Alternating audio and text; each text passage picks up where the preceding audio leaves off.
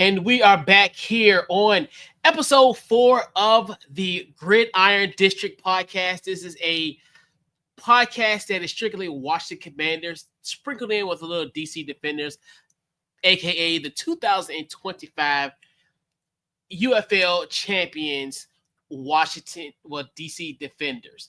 But tonight it's going to be a Washington Commander centric episode here, episode 4 here on the Gridiron District. We got a great show lined up for you tonight. So what we're going to really discuss, first off, is definitely going to talk about the most not hidden, but kind of one of those stories that we all kind of knew was going to happen. We kind of knew what the color scheme was going to be when the social media team and the organization announced that they were going to have a jersey launch on July the 9th, which was what they deemed it now as the Super Bowl era jerseys. Pretty much is a throwback to the Washington Redskins previous jersey, almost kind of what I have here now, if you can kind of see something similar to this. And they'll be wearing those 3 games on the Sunday Night Football game against the Seattle Seahawks on November the 2nd. Then also a Sunday Night Football game versus the Denver Broncos on November the 30th. And on Christmas Day, as the Commanders face the Cowboys on Netflix. So without further ado, my thoughts on it. I think this is one of those things where I think this is going to be a jersey that the Commanders will have going into the 2026 season. I could definitely feel that this is going to be where they're going to transition and they're going to have this jersey scheme going forward. I think this might be the last year of our current jersey formats when we change over to the name of the Washington Commanders. So I definitely think this is a start that you'll see there. And a lot of people saying, well, you're making these old jerseys. Are you going to get the name back? The name will never come back. I don't care what's going to happen down the road. I know a lot of people hold out their hope, but the jerseys are not coming back. The jerseys are not coming back. I mean, not the jerseys, but the name is not coming back. There will never be a Washington Redskins. They will always be there. They may be a different name than the Commanders down the road, but I definitely don't think that they will go back to the Washington Redskins name. And to me, at this point, it doesn't matter because the memory still exists. To me, in my personal opinion, it still exists. I obviously still have the logo. I still have the gear. I got the hat. I'm going to still keep the hat. I obviously got some memorabilia in the back with Washington Redskins regalia. But at the end of the day, they are members of that team. And trust me, it does suck that the name has changed. But you have to move forward. In life, things happen. You have to move forward. And you can still commemorate the past by still wearing your old Washington Redskins stuff, but they still embrace the name. And even 5 years after the fact, and 3 years with the name of the Commanders, everyone is still bitching and complaining. Let it go. I understand how you feel, but at the same token, this team has had leaps in the bounds of improvement. This team was 60 minutes away from going to the Super Bowl.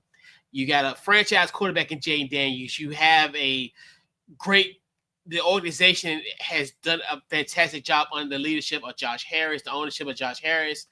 And you have a great coach in Dan Quinn. We got everything all set. Great general manager Adam Peters. I can care less about the name at this point. I'd rather take the success with this team currently. I don't care what they could be. They could be the Washington whatevers. That could be a nickname, the Washington whatevers. I still would root for this team. I'll still rock their logo. I'll still rock the gear, whatever. The success that's happened in last season, and just coupled with everything that's going to be happening down the road. Hopefully, the RFK deal kind of gets done next week, potentially, as far as there won't be no hold up. Hopefully that, everything goes well with the negotiations on July 15th. We're in a great shape. Des don't need to bring up the past. We are good. we're going to probably go back to those Washington Redskins jerseys, but the name will still remain as a Washington Commanders.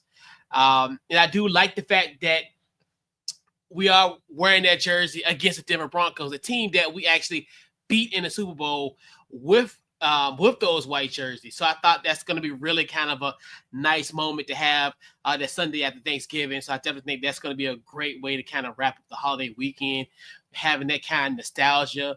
And I know there's probably going to be something going on within the organization to probably commemorate that Super Bowl championship potentially. I'm just thinking, outside the lines here, as we talk about, on July 10th.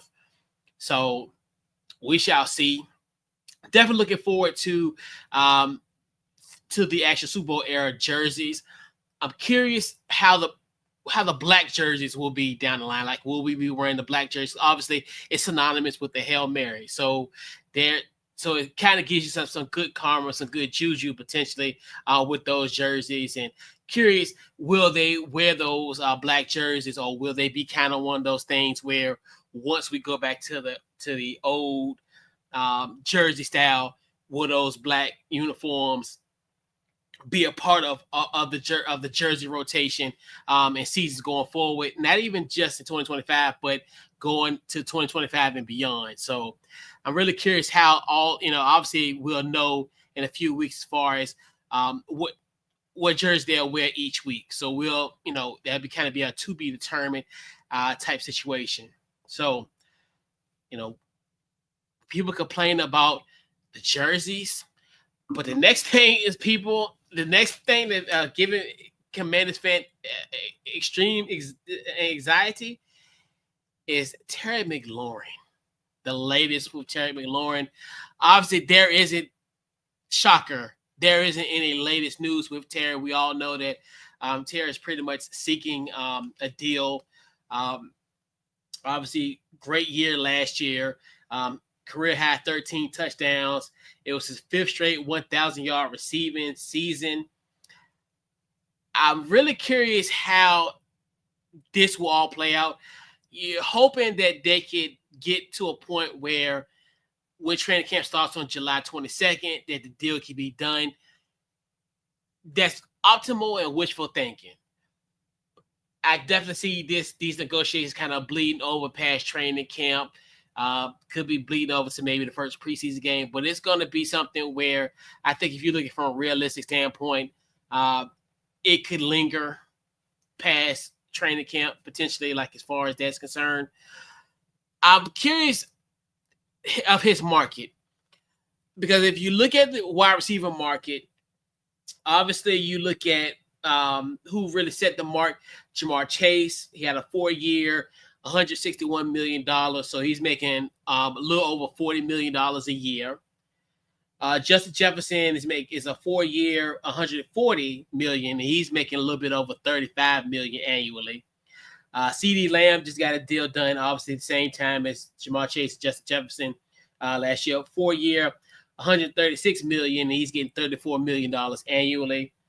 I think the sweet spot potentially for this deal is kind of what DK got, because obviously DK was with Seattle, then he got traded to the Pittsburgh, and he ended up getting an extension where essentially he'll be making $32 million annually, and at the tail end of his contract in 2029, he'll get $35 million at the final year of his contract, and that's in the 2029 season. So, and then you also have Amon St. Brown. He has 4-year, $120 million. So he'll be making $30 million annually. If you're looking, and obviously I know people have been thinking, well, they should do the franchise tag. Franchise tag, you can pay him $30 million. So it's kind of one of the things where it's like, it just makes zero sense, especially considering the fact if you, especially with this team, how this team is a win now situation where you want to pay him $30 million now. What's the market going to be next year? So that's the thing where I've heard that chatter. I just think that makes zero sense to put him in that franchise tag scenario. Which is, to me, it'd be a waste of everybody's time, especially considering the fact how this team is built. where this is a situation where it's a wait and see. This is a team that's ready to be contenders in the NFC and potentially go back to the NFC Championship game and potentially represent the NFC in the championship game in the Super Bowl. Pardon me. So if I'm him, if I'm Terry, you want to look at kind of like what DK, because obviously he can had to compare him and say, maybe I'm not in the tier of Jamar Chase and Justin Jefferson per se, but I'm in that ballpark and I'm more productive than DK Metcalf. And he's getting $32 million. That should be kind of like, hey, this is what I'm aiming at. And obviously he set that market in March when they got the extension following the trade to go to Pittsburgh. So if I'm Terry, I'm definitely looking at DK's contract and saying, hey, I need a little bit more of that. Obviously, you look at DK, he's young. I think he's 28. Terry, he'll be 30 in September. So even though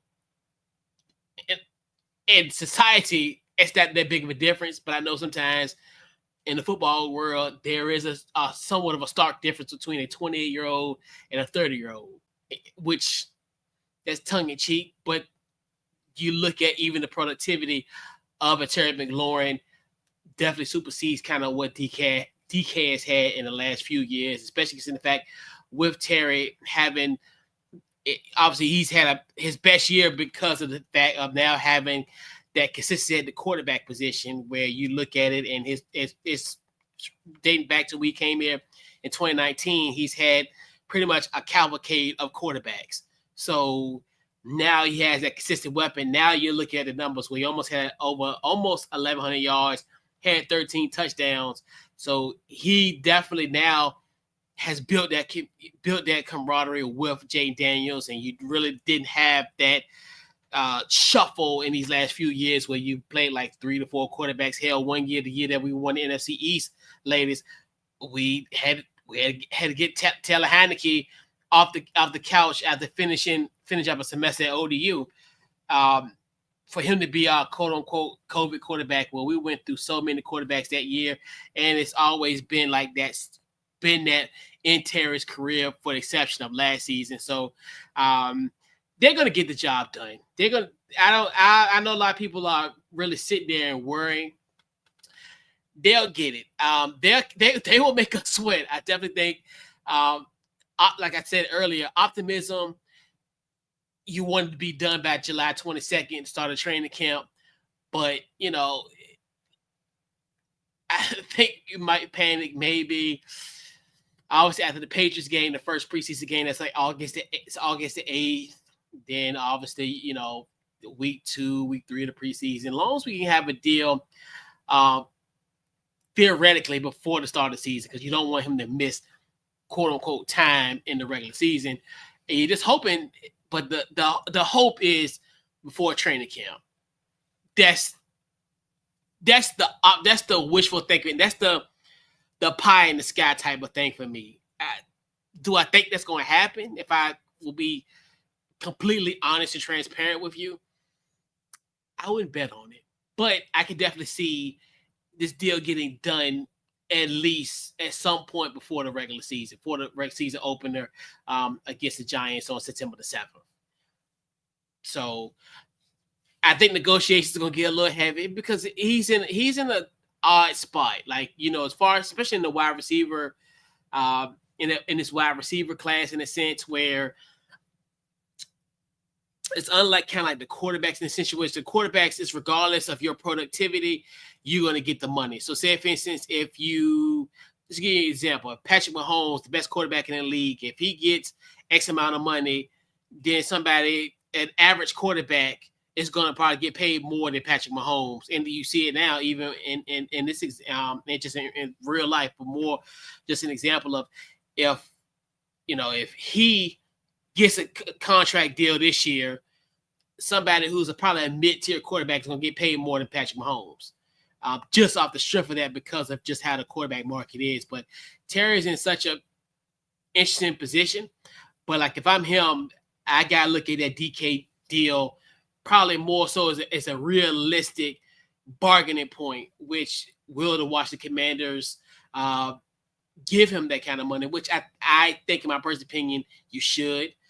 Just considering the fact of the productivity, the consistency. Just imagine, like I said earlier, now with him having a franchise quarterback at the helm with that productivity that he had in 2024, and this just coupled with all the totality of the years when he had all those different quarterbacks from year in, year out, pretty much week to week, in his first 5 seasons, and now going into from 2019 to 2023. So, and he's endured the losing seasons, the tumultuous times, the name change, and all that two times of the changing of the name. So Terry has endured a lot, and he's somebody who I think, especially considering the fact of the success of Washington at this point, he deserves it, and he's a big part of the success of this team. He is one of those guys. When you look at if you look at the makeup of this team, he's one of those guys that is built for this culture, and he's been a cultural fit.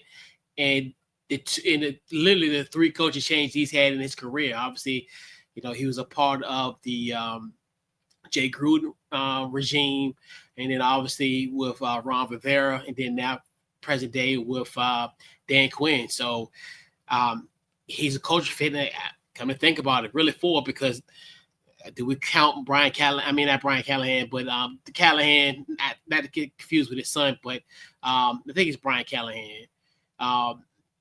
Even with that, even though, Callahan only had a cup of coffee, but how many games? Well, like 11 or 12 games. I know Gruden got fired after week 5, so he's 0-5. So he was only really here for like 11 games. But he was still a cultural fit in all of those coaching changes. So to me, he deserves it.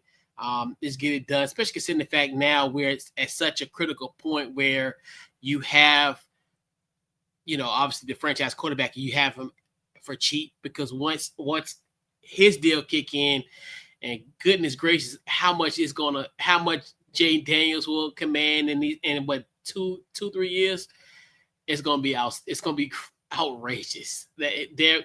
Those guys like CJ Stroud and all those young guys, they're really gonna set the market, and it's gonna be wow. It's gonna be amazing. So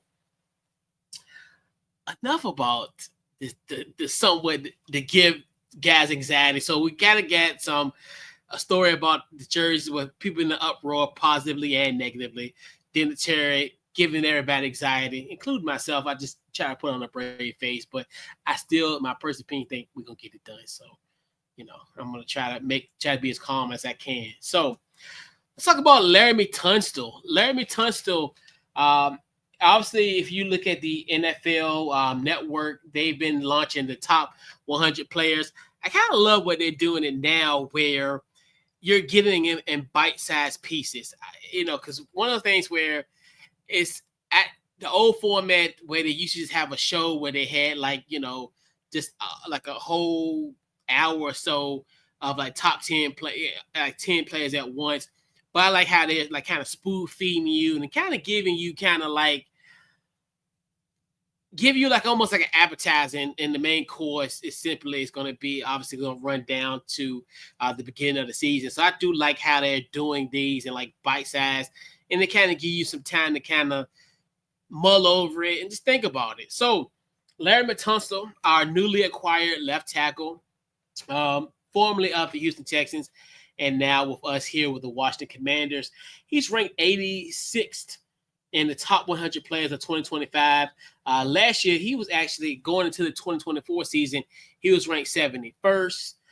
You just look at what Larmey Tunsil, what he can do. Quick feet, just a massive human being. Great in pass blocking situations. He's one of those guys that could definitely beat one-on-one coverage on definitely edge rushes, which is definitely going to be critical in this division when you have pretty much every team in the division have outstanding edge rushers. from, obviously with the Dallas Cowboys, the Philadelphia Eagles, and the New York Giants. And you'll be facing those teams twice a year. To have a guy like a Larmey Tunsil at the helm is going to just bode tremendous for everything, the run game, the pass game, for the Washington Commanders to kind of neutralize those guys. For him to be ranked 86 is really kind of, I don't like that he's ranked so. In my personal opinion, I think he should be ranked way lower. Like, as far as, I think he should be in the top 50 at least. I definitely think he's a top 50 player in the National Football League. I don't think him being an 86 is way too crazy. Like, he should definitely be, in my personal opinion, I would say he's in the top 50. If he's probably right at like 50 or like in the early 40s, or that's why I think he really should rank at, in my personal opinion. But the beautiful thing about those lists are you can always prove people wrong, and that's always a 2026. I'm really curious how with what I deem is going to be a success of this Washington Commanders team, how that will go into fruition and what have you. But I definitely think he was ranked. I think his ranking was horrible at 86. I definitely think he's a top 50. So let's talk about our arch nemesis, a guy that is a tremendous hater of all things Washington Commanders. Adam Rank, obviously from the NFL Network, he does a thing annually where he goes on the board and pretty much predicts the win-loss. He'll go back game by game and what have you, and predict essentially how your team will end, how your team will fare in the upcoming season. So he had the Commanders finishing 7-10. Some of the highlights of his demonstration on that board: a win over the Giants in week 1. Then you have a 3-game losing streak against the Green Bay Packers, the Vegas Raiders, and the Atlanta Falcons. A win in LA, shocking. A loss against Chicago. A loss against Dallas. A loss against Kansas City. So by the time we hit the month of November, the Washington Commanders have already lost 6 games and 2 3-game losing streaks. Rather interesting yet rich on his end. A win over Seattle on Monday Night Football.